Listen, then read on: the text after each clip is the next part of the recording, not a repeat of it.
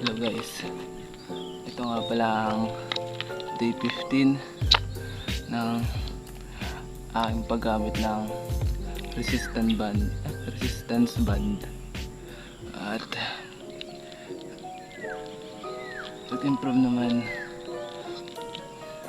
Hindi ko alam kung gaano kalaki yung in-improve ng bicep ko, pero nakakapagod.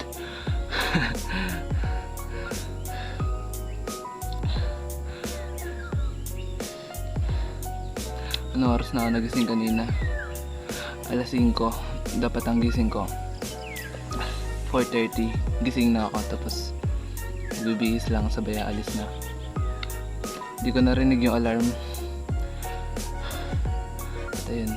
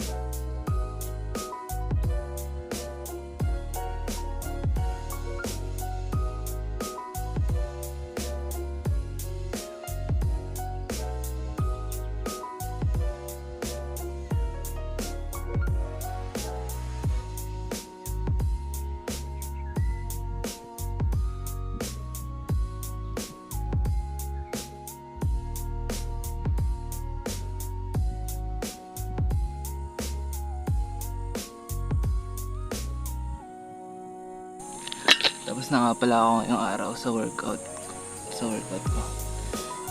At ito yung katawan ko pagkatapos ko mag-workout.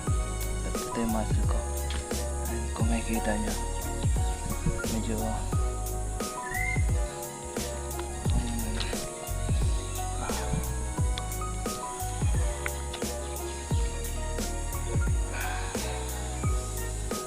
hindi pa ako nakakapag workout masyado sa dito sa abs. Pina-priority ko muna tong bicep, back, tsaka yung tricep, tsaka chest ko. Yun lang muna. Pero baka after 1 month or 2 months tsaka ko na gagawin yun, kasi dito sa may pwesto na dito sa may pwesto na to pinag-workoutan ko, wala kasi siyang pagsasabitan. Mahirap yung pwesto dito. Hindi ko pwedeng isabit. Meron dito na kasama kapag bumili ka ng resistance band. Ito, may kasama siyang ganito. Pwede mo siyang isabit sa pinto. Pero ngayon meron naman mga puno dito, pero hindi talaga kaya paglagyan. Kaya sa ngayon hindi muna. Baka after 2 months na lang ganun, or 1 month. Kaya pina-priority ko muna itong bicep at tricep ko. Wala pa masyadong improvement, pero tuloy lang. Masyado. At ayun, tapos na nga pala ako ngayong araw. At ayun, see you tomorrow, bukas ulit. nakakapagod.